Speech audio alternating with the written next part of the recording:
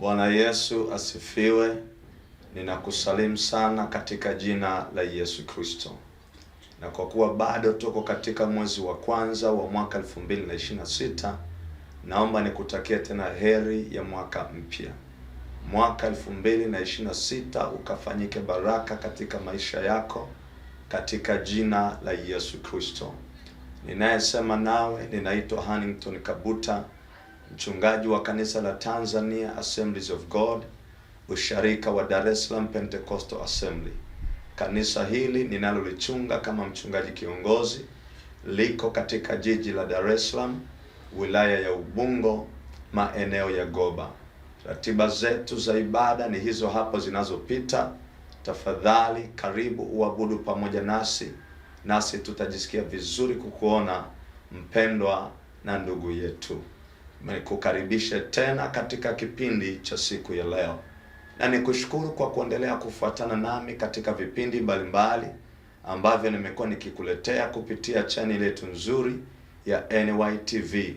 Usisahau kulike, kufollow na kusubscribe, pia kushare na ndugu jamaa na marafiki, ili na wao waweze kushiriki baraka hizi nzuri kupitia kipindi hiki. Ninaitwa Hannington Kabuta, karibu ufuatane nami. Katika kipindi kilichopita nilizungumza na wewe juu ya mambo mbalimbali. Nisingelipenda kutaja vipindi vya mwaka jana, lakini wiki iliyopita nilisema na wewe kuhusu Zaburi ya 23 inayosema Bwana ndiye mchungaji wangu, sitapungukiwa na kitu kamwe. Ikiwa ni kipindi kilichobeba salamu zangu za mwaka mpya na kukueleza namna njema ya kuanza mwaka wako mpya wa 2026. Katika kipindi cha leo na kile cha wiki ijayo nitazungumza juu ya somo linalozungumzia kuongozwa na Mungu. Kuongozwa na Mungu au maongozi ya Mungu. Na tayari tumeshaomba, ninaomba uniruhusu moja kwa moja kuendelea na somo langu. Na lengo la somo langu ni kukusaidia wewe ili uweze kuongozwa na Mungu kwa faida yako mwenyewe, kwa faida ya ufalme wa Mungu na kwa faida ya jamii inayotuzunguka. Na ninakuombea katika jina la Yesu, baada ya kipindi hiki maisha yako yasiwe na hasara, maisha yako yasiwe ya upotofu, maisha yako yasiwe ya kupoteza, bali yakawe ni maisha yenye tija katika jina la Yesu Kristo. Na ninasema katika jina la Bwana kama nabii wa Bwana, maadamu Mungu atakuongoza kwenye maisha yako, basi hautapotea katika jina la Yesu. Na maadamu Mungu ndiye mchungaji wako, basi utafikia destiny yako salama katika jina la Yesu Kristo, mwana wa Mungu aliye hai. Kuongozwa na Mungu ndiyo somo letu. Naitwa Hannington Kabuta, mke wangu anaitwa Loveness Kabuta. Mungu amenijalia mke na watoto wazuri, na Mungu akubariki utakapokuja kuabudu pamoja nasi. Ndugu yangu na mpendwa unayenitazama katika majira na wakati huu, ninapozungumzia kuongozwa na Mungu, ninazungumzia ahadi ambayo Mungu ameiweka mwenyewe kupitia neno lake. Ninazungumza habari ya mpango mkamilifu wa Mungu aliyowaahidi katika maisha yako, na yako maandiko kadhaa ambayo tutayapitia leo na wiki ijayo. Tafadhali usiache kufuatilia kipindi kijacho ambacho kitapatikana katika chaneli yetu hii channel NYTV. Na ujumbe wangu utakuwa ni ujumbe wa mada. Nitadonoa maandiko mbalimbali kutoka Agano la Kale na Agano Jipya katika kufanikisha ajenda tuliyo nayo mezani.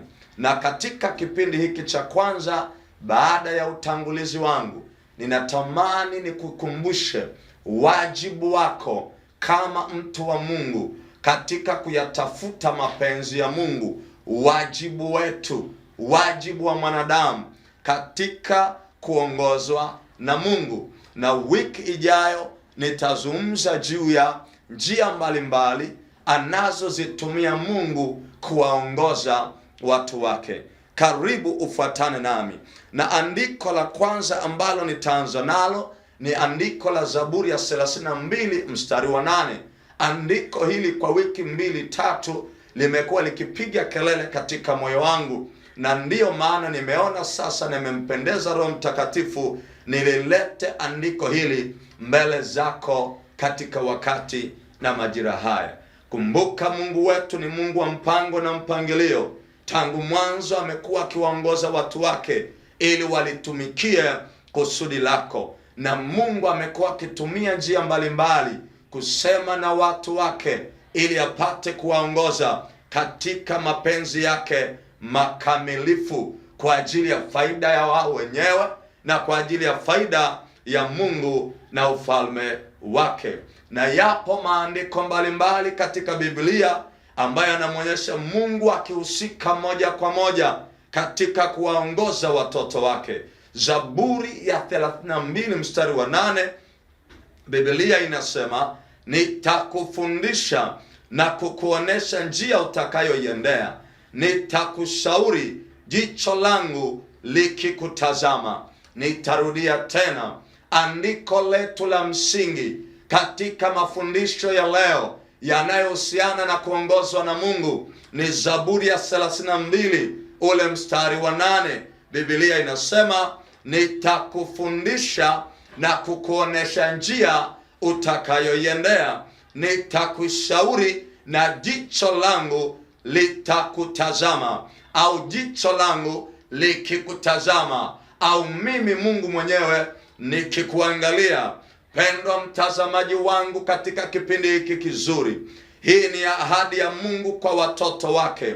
Ahadi hii inafunua shauku ya Mungu katika kutaka kutuongoza, na inaonyesha ahadi zake ya kwamba Mungu anataka kutufundisha, ya kwamba Mungu anataka kutuonyesha njia tutakayoiendea, ya kwamba Mungu anataka kutufundisha, kutuonyesha njia tutakayoiendea, na tena angependa kutushauri, na zaidi ya yote angependa kwenda nasi. Maana amesema uso wake, maana amesema macho yake yataenda pamoja na sisi. Popote pale unaponisikiliza na kuombea katika jina la Yesu, macho ya Bwana yaende na wewe katika wema, na uso wake ukakuangazie nuru yake katika jina la Yesu. Na huu mwaka, kama Bwana aishivyo, hautapotea katika jina la Yesu. Hautajiongoza katika jina la Yesu. Hautapoteza mwelekeo katika jina la Yesu. Hautaingia hasara kibiashara katika jina la Yesu, bali Bwana atakuwa kiongozi wako, bali Mungu atakuwa mchungaji wako, bali Mungu atatembea na wewe mguu kwa mguu katika jina la Yesu. Hebu kama unanielewa, sema tena amen. Haleluya. Napenda sana Zaburi hii ya 32 mstari wa 8. Mungu anaweka mawazo yake wazi. Mungu anaweka nia yake wazi. Mungu anaweka shauku, kiu na nia yake. Anasema nataka nikuongoze. Anatumia maneno, anasema nitakufundisha. Hiyo ni ahadi. Alafu anasema nitakuonyesha njia utakayoiendea. Wapi uende, kwa mwelekeo wapi, kwa spidi ipi. Anaeleza vile anavyotaka utembee pamoja na yeye. Na hili jambo ni jambo ambalo kama unataka kufanikiwa kwenye maisha yako, lazima umpe Mungu nafasi akuongoze na hatua zako zisikwe na yeye. Napenda tena Zaburi ile 37 ule mstari wa 23. Biblia inasema katika Zaburi ile 37 mstari wa 23 na wa 24, anasema hatua za mtu mwema huimarishwa na Bwana, naye huipenda njia yake. Anasema ajapojikwaa hataanguka chini, maana Bwana humshika mkono na kumtegemeza. Biblia inazungumza habari ya hatua za mtu wa Mungu kuongozwa na Mungu mwenyewe. Napenda kwenye Biblia ya Kiingereza, the Amplified Version, the Bible says the steps of a good and righteous man are directed and dictated by the Lord. Hatua za mtu wa Mungu zinaimarishwa, zinaamuriwa, zinaongozwa, zinashikiliwa, ziko control na Mungu mwenyewe. Biblia Kiswahili ijaposema hatua za mtu wa Mungu zaimarishwa na Bwana, Biblia Kiingereza inamaanisha hatua zake, mwenendo wake, maamuzi yake yako dictated na Mungu, yako directed na Mungu, yako instructed na Mungu, yako guided, yanaongozwa, yanaamriwa, yako katika himaya na maamuzi ya Mungu mwenyewe. Zaburi ya 37 mstari wa 23. Ninalo jambo tena katika majira haya, natamani Bwana akuongoze katika jina la Yesu. Na niko hapa kwa mambo mawili. Jambo la kwanza ninalokuletea katika kipindi hiki ni namna gani Mungu anaweza kuwaongoza watu wake, na hilo jambo nitalizungumzia wiki ijayo. Na jambo la pili ambalo nitashughulika nalo leo zaidi ni wajibu wa muamini katika kuongozwa na Mungu. Pendwa mtazamaji wangu unayenisikiliza na kunifuatilia, asante kwa kufuatana nami. Natamani Mungu akuongoze. Huu mwaka ni mwaka wa kuongozwa na Mungu, na Mungu akikuongoza hautaingia hasara kwenye huduma, hasara kwenye masomo, hasara kwenye ndoa na familia, hasara kwenye biashara, hasara hapo kazini kwako ulipoajiriwa serikalini. Hutaingia hasara katika mikataba ya ajira katika makampuni na mashirika binafsi na kimataifa ulio nayo, maana Bwana atakuongoza mwenyewe. Baada ya mafundisho haya na wewe kufuatana nami, maisha yako hayatabaki kama yalivyo. Naelewa sasa, baada ya kuweka utangulizi huu, unajiuliza, Mchungaji Kabuta, ninataka niongozwe na Mungu, lakini je, ninao wajibu gani? Mimi Mkristo, mimi mtu wa Mungu, mimi mtoto wa Mungu. Je, wajibu wangu ni upi? Tufanye nini kwa habari ya kuongozwa na Mungu? Yaani, nini wajibu wetu katika suala zima la kuongozwa na Mungu? Mungu anataka kukuongoza. Mungu yuko tayari. Hata sasa amenyoosha mkono wake, anataka kuongoze. Maandiko anasema, gongo lako na fimbo yako vyanifariji, waandaa meza mbele yangu machoni pa watesi wangu. Alafu pale juu anasema, utahuisha nafsi yangu na kuniongoza katika njia za haki, na kuniongoza. Napenda hapo kuongozwa na Mungu, kupata maongozi, yani Mungu kuwa kiongozi wa maisha yako. Anapokuongoza, je, mimi na wajibu gani? Mimi na kazi gani? Yako mambo unapaswa kuyafanya.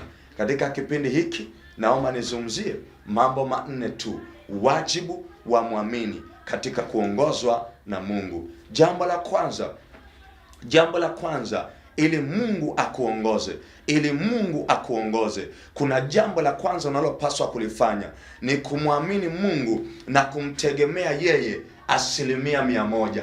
Kumwamini Mungu na kumtegemea yeye 100%. Mungu hawezi kukuongoza kama haujamwamini, kama haujamtegemea yeye 100%. Mithali 3 mstari wa 5 na wa 6, Biblia inasema, mtumaini Bwana kwa moyo wako wote, wala usizitegemee akili zako mwenyewe. Katika njia zako zote mkiri yeye, naye atanyoosha mapito yako. Mithali ile ya 3, Mithali 3 mstari wa 5 mpaka wa 6, Biblia inasema, mtumaini Bwana kwa moyo wako wote, wala usizitegemea akili zako mwenyewe. Alafu anasema katika ule mstari wa 6, katika njia zako zote mkiri yeye, naye atanyoosha mapito yako. Usiwe na wasiwasi na mashaka, Unapoongozwa na Mungu, maana yake Mungu ni wa kuaminika. Mungu anaweza yote. Mungu anajua yote. Mungu anakupenda na anajali hali yako katika mazingira yote. Kwa hiyo katika hali yoyote ile unayokutana nayo, niko hapa kukwambia, mwamini yeye, mtumaini yeye, weka imani yako na tumaini lako mbele za Bwana. Kuna neema isiyo ya kawaida katika kumwamini Bwana. Maandiko yanasema katika Mithali ya 3 ule mstari wa 5 na wa 6, Biblia inasema mtumaini Bwana. Manake weka tumaini lako kwake, weka imani yako kwake, tegemeo lako likawe ni yeye. Mtumaini Bwana kwa moyo wako wote, usiamini nusu nusu. Unamwamini Mungu nusu, umeweka imani kwa waganga wa kienyeji. Unamwamini Mungu nusu, umeweka imani katika irizi na vitu mbalimbali. Hapana, katika jina la Yesu. Maandiko anasema mtumaini Bwana kwa moyo wako wote. Anasema weka tumaini lako kwake, na anaendelea anasema wala usizitegemee akili zako mwenyewe, katika njia zako zote mkiri yeye. Maandiko anaposema mtumaini Bwana kwa moyo wako wote, maana yake muamini yeye kikamilifu katika hisia zako, mawazo yako na matendo yako. Na tena Biblia inaposema wala usizitegemee akili zako mwenyewe, humaanisha usikubali maoni yako yasiyokamilika ya kuongoze. Pamoja na kuwa na akili zako, lakini usiziamini 100%. Maandiko anasema katika moyo wa mtu kuna mashauri na hila mbalimbali, lakini shauri la Bwana ndilo litakalo simama. Unaweza kuwa double minded, unaweza kuwa katika dilema mbalimbali, unawaza hili, unawaza lile katika jambo lilonalo. Sasa maandiko anasema ya kwamba mtumaini yeye 100%, muamini yeye, mfuate yeye, mshike yeye, ndipo ambapo mawazo yako yatathibitika. Mithali 16 mstari wa 1 mpaka ule wa 3, maandiko anasema maandalio ya moyo ni ya mwanadamu. Yani sisi tunapanga mipango, lakini jawabu la ulimi, yani hatima yetu ya mwisho, jibu la mwisho juu ya mambo yako, inamtegemea Mungu. Na maandiko anasema ya kwamba mkabidhi Bwana chochote ukifanyacho, na mawazo yako yatathibitika, na njia zako zitathibitika, na mambo yako yatafanikiwa. Jambo la kwanza katika safari ya kuongozwa na Mungu, muamini Mungu kikamilifu. Weka tumaini lako kikamilifu mbele za Bwana. Kuwa kama mtoto mchanga. Mtoto mchanga ukimweka gorofani juu, hata kama ni gorofa 100, mtoto wa miaka 3, 4, 2 ambaye angalau anaweza kuitambua sauti ya baba yake, ukiwa chini ya gorofa ukamwambia njoo ruka nitakudaka, mtoto ajiulizi mara 2, anajua baba yangu yupo, baba yangu ananipenda, baba yangu ananijali, hata niacha nianguke. Sasa maandiko anasema Mungu ni baba kwetu, tena ni mchungaji mwema atupendaye, hata tuacha tupotee, hata tuacha tuangamie, hata tuacha tuwe mateka kwenye mikono ya adui. Na mimi nakuombea katika jina la Yesu, moyo wa imani na tumaini katika Kristo Yesu, katika jina la Yesu. Ninaitwa mchungaji Hannington Kabuta, ninakuletea neno la uzima kupitia NYTV.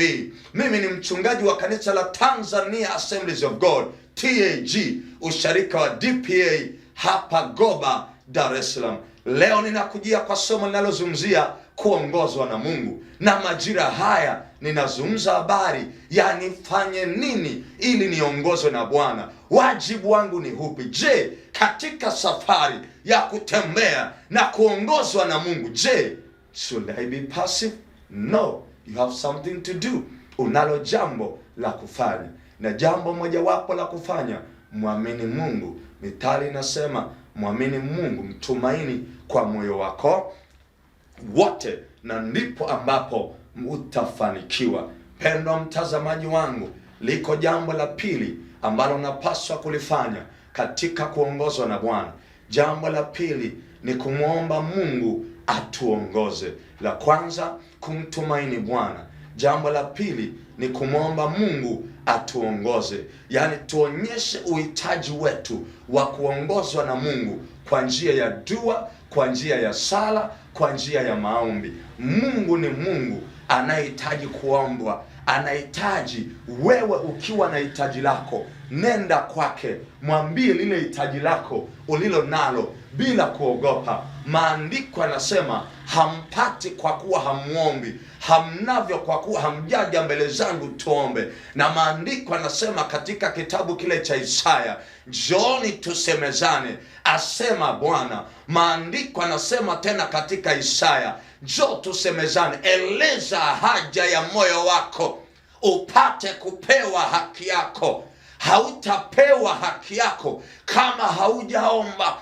Hebu twende mbele za Bwana, tumwambie Bwana, katika mwaka mpya wa 2026 hatutatoboa wenyewe. Tunahitaji kuongozwa na wewe, tunahitaji kupata njia iliyonyooka kutoka kwako, kwa kuwa wewe Mungu ulikuwepo, tena upo na utadumu kuwepo. Kwa kuwa wewe Mungu unajua yaliyopita, unajua yaliyoko na yajayo. Hakuna jambo lililoko sirini kwako Bwana. Unajua kesho yetu ina nini mbele. Kwa hiyo tunapaswa kwenda mbele za Bwana kwa njia ya dua, kwa njia ya sala, kwa njia ya maombi. Tunamwambia Mungu, tunataka kuongozwa na wewe. Tafadhali Mungu, tuongoze, tumiliki Bwana, tutawale, tushike njia zetu zishikiliwe na wewe. Maandiko yanasema katika Mithali hiyo hiyo ya 3 mstari wa 5 na wa 6, ule mstari wa 5, Biblia inasema mtumaini Bwana kwa moyo wako wote, wala usizitegemee akili zako. Biblia haijasema usizitumie, no. Swala la kuzitumia na kuzitegemea ni vitu vili tofauti. Zitumie akili zako, lakini zisiwe final, zisiwe hatima ya mwisho, zisiwe na maamuzi ya mwisho. Akili hizo amekupa Mungu, zitumie, lakini kwa habari ya maamuzi ya mwisho, Mungu asiongoze akili zako na hatua zako. Kwa hiyo la kwanza tumesema mtumaini Mungu, muamini yeye 100%. Kama ambavyo mtoto mdogo aliyoko gorofani anaweza kujitupa na kujiachilia mikononi mwa baba yake bila kujali litakalompata, kwa sababu ameweka tumaini lake kwa baba yake. Na wewe weka tumaini kwa baba yako wa mbinguni. Anakupenda katika jina la Yesu. Sema tena amina. Anakujali katika jina la Yesu, na anajishughulisha na maisha yako. Ukisha muamini na ukisha mtumainia, jambo la pili ambalo nimelisema, muendee kwa njia ya maombi. Muendee kwa njia ya maombi. Mithali 3 mstari wa 5 unasema mtumaini yeye kwa moyo wako wote, wala usizitegemee akili zako. Alafu ule mstari wa 6 na upenda, ambao ndio hoja yangu ya pili, nasema katika njia zako zote mkiri yeye. Katika njia zako zote, katika mambo yako yote, katika mipango yako yote mkiri yeye. Na Biblia inasema naye atayanyoosha mapito yako. Katika njia zako zote mkiri yeye. Ukisha muamini, mkiri, mwite, mwalike kwa njia ya maombi, dua na sala. Mpe nafasi kwenye maisha yako, naye atayanyoosha mapito yako katika jina la Yesu. Mstari wa 6 unasema kitu kuhusu maombi ya kutafuta maongozi ya Mungu. Katika njia zako zote mkiri yeye, humaanisha tafuta mwongozo wa Mungu kwa maombi, dua na sala. Biblia inasema yeye atayanyosha mapito yako yote. Mungu atakusaidia kuepuka matatizo na kukufanya uishi maisha ya furaha na yenye uadilifu. Atakuongoza kwa hakika katika mashauri yake na katika mapenzi yake. Pendwa mtazamaji, nimebakiza dakika kama 10 za mwisho katika kipindi changu hiki kizuri. Ninachotaka kukueleza ni kwamba Mungu ili akuongoze kuna vitu vya kufanya. Jambo la kwanza, unapaswa kumwamini na kumtegemea yeye. Jambo la pili, unapaswa kumwomba yeye apate kukuongoza. Ninalo andiko zuri katika kile kitabu cha Ezra, ile sura ya 8, ule mstari wa 21 mpaka wa 23. Ezra alikuwa kiongozi mojawapo wa yale masalia ya wana wa Israeli walioko utumwani, ambao wakati wanarudi katika awamu zile tatu. Awamu ya kwanza walirudi na Zerubabeli ambaye aliwaonyesha njia na wakaijenga hekalu na madhabahu. Awamu ya pili wakarudi na Ezra kuhani ambaye aliporudi alitaka kurudisha Torati katika nafasi yake. Awamu ya tatu wakarudi na Nehemia ambao walikuwa na kazi ya kujenga ukuta wa Yerusalemu. Sasa awamu ya Ezra wakati wanarudi katika ule mstari wa 21 mpaka wa 23 sura ya 8, Biblia inasema, huyu ni Ezra anahadithia. Hiki ni kitabu cha historia, kinaeleza mambo yalivyokuwa. Maandiko anasema katika Ezra 8 mstari wa 21, ndipo nikaamuru hapo penye mto Ahava, ndipo nikaamuru kufunga na kuomba hapo penye mto Ahava, ili tupate kujinyenyekeza mbele za Mungu na kutafuta kwake njia iliyonyooka, kwa ajili yetu sisi wenyewe, kwa ajili ya watoto wetu na kwa ajili ya mali yetu yote.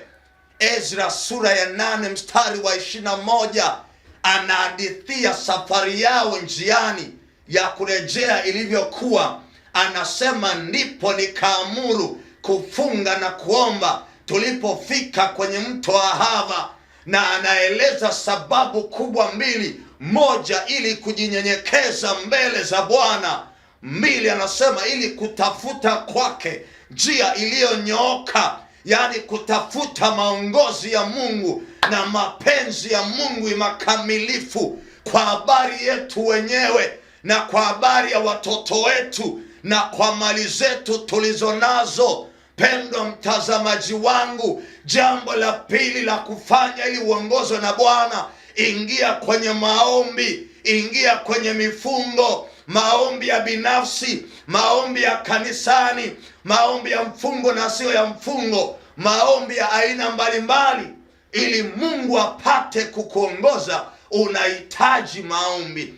Anasema tukafunga na kuomba ili tujinyenyekeze, lakini pia na kutafuta kwake njia iliyonyooka. Mungu anapokuongoza anataka ujisogeze kwake, ufunge, wakati mwingine uombe, uende kwake kwa namna mbalimbali, kwa maombi na njia mbalimbali, ili uweze kupata kwake njia iliyonyooka. Muamini yeye, jambo la kwanza. Mbili, upate kufunga na kuomba. Kanisa la Tanzania Assemblies of God, Januari hii tuko kwenye mfungo wa siku 21 na makanisa mengine ya Kipentekosti, PEFA, Elim, FPCT, hata kanisa la PAG, hata makanisa EAGT na mengine wamefunga Januari hii, wanatafuta njia iliyonyooka ya Bwana kwa ajili yao wenyewe na watoto wao na maisha yao kwa ujumla. Lazima uwe mtu wa maombi. Ninapomalizia dakika zangu 2 za mwisho, mimi naitwa Kabuta, mchungaji wa kanisa la Tanzania Assemblies of God. Jambo la tatu, tujifunze na tuzifahamu njia mbalimbali ambazo Mungu anazitumia kuwaongoza watu wake. Ili Mungu akuongoze, lazima ujifunze na uzifahamu njia mbalimbali anazozitumia Mungu kuwaongoza watu wake. Tuwe wepesi wa kujifunza na kuzielewa njia zake. Tumfahamu Mungu kwa utendaji kazi wake. Tusiwe wajinga, tusiwe washamba, tusiwe katika hali ya kutokufahamu juu ya maelekezo na maongozi ya Mungu. Tumfahamu Mungu ili tusipishane naye na tujue jinsi ambavyo Mungu anawaongoza watoto wake. Na ndiyo maana niko hapa. Katika kipindi kijacho nitakufundisha na kukuelekeza kwa lugha rahisi njia ambazo Mungu anatumia kuwaongoza watu wake. Ninamaliza kwa kusema yako mambo makubwa 4 niliyowasilisha kwako leo yanayohusiana na mambo ya wewe kufanya, wajibu wako wa kufanya, ili uweze kuongozwa na Mungu. Jambo la kwanza nimesema, muamini Mungu, mtumaini Mungu. Jambo la pili, uwe muombaji, muombe Mungu, uwe na tabia ya kuomba, kumwomba Mungu akuongoze. Jambo la tatu ni kujifunza na kuzifahamu njia mbalimbali anazozitumia Mungu kuongoza watu wake. Na mwisho kabisa, uwe tayari kuyafuata maelekezo ya Mungu kwa 100%. Uwe tayari kuyafuata maelekezo ya Mungu 100%. Pendwa mtazamaji wangu wa NYTV, ninakushukuru kwa kufuatana nami. Ninapofunga kipindi hiki ambacho kinahusiana na kuongozwa na Mungu, na katika mada ndogo ya mambo ya kufanya, ni hili ya kwamba lazima umfuate Mungu akuongoze. Ninakukaribisha kanisani Tanzania Assemblies of God hapa Goba, Tegeta Tower, Msabila, ili niombe na wewe na kukufundisha zaidi. Mungu akubariki, Mungu akufundishe, Mungu akuelekeze na kukuongoza. Baraka za Bwana ziwe na wewe na Mungu akakuongoze, katika jina la Baba na la Mwana na la Roho Mtakatifu. Amen. Namba zangu za simu hizo hapo chini. Ukiwa na jambo lolote, tafadhali unaweza kunipigia au kutuma ujumbe. Nakupenda na kufurahia. Mungu akubariki. Amen. Bye bye.